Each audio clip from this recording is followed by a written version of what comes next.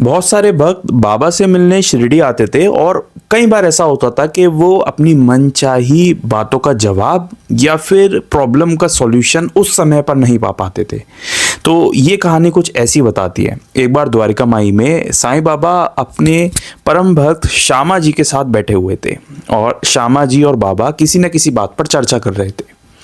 अच्छा, बाबा के जो पॉकेट थी, बाबा की जो जेब थी, उसमें कुछ पैसे, कुछ रुपए जो है वो रखे हुए थे और श्यामा जी को ये बात पता थी।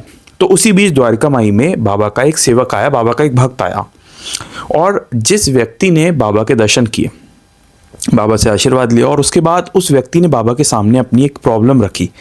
उस व्यक्ति ने बाबा से कुछ पैसों की डिमांड की और उनसे कहा कि मुझे उस पैसे की एक अमाउंट बताया कि इतने पैसों की ज़रूरत है बाबा, जिस वजह से मेरा जो काम है या फिर जो भी समस्या है वो सॉल्व हो जाएगी अगर इतने पैसे मेरे पास आ जाएं। अच्छा, सामने बाबा बैठे थे और बाबा के पास श्यामा बैठे थे। श्यामा को ये मालूम था कि बाबा के पास उतने रुपए पॉकेट में रखे हुए हैं और बाबा तुरंत ही उस भक्त को दे देंगे। लेकिन ये सोचते हुए जब बाबा ने उत्तर दिया तब श्यामा हैरान हो गए। बाबा ने झूठ कहा और सही सुना आपने भी। बाबा ने उस व्यक्ति को मना कर दिया पैसे देने से और कहा कि उनके पास कुछ भी रुपए या पैसे नहीं हैं। ये बात जब उस भक्त ने सुनी तो वो थोड़ा सा निराश हुआ। निराश होने के बाद, क्योंकि बाबा का आशीर्वाद तो मिल ही चुका था, तो वो व्यक्ति वहाँ से उठा और वहाँ से द्वारिका माई से बाहर चला गया। उस व्यक्ति को बाहर निराश होते हुए जाते देख श्यामा जी ने बाबा से फिर पूछा उसके जाने के बाद कि देवा, आपने ऐसा झूठ क्यों कहा?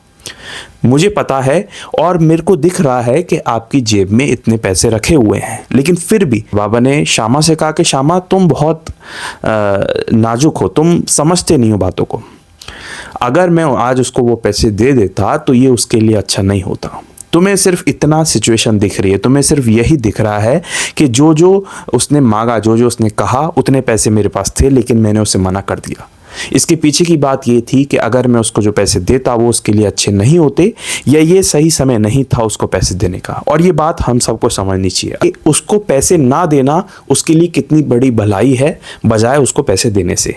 तो यहाँ पर एक क्लियर हमें मैसेज मिलता है कि हमारे सोच के अकॉर्डिंग या फिर हम जो बातें सोचते हैं या चाहते हैं या जिस तरीके से हम अपने लाइफ में चीज़ें पाना चाहते हैं उस तरह से हमें चीज़ें नहीं मिलती, क्योंकि वो उसमें हमारी भलाई नहीं छुपी होती या उसमें हमारा कोई भी बेनिफिट नहीं होता। बाबा अपने अकॉर्डिंग जो भी चीज़ें देते हैं वो बेस्ट होती हैं और हमें अक्सर ये मानना चाहिए कि जब जब आपको समय पर नहीं मिला, असल में वो समय उस चीज़ का था ही नहीं। जब आपको चीज़ें मिलती हैं तभी उन चीज़ों का सही समय होता है।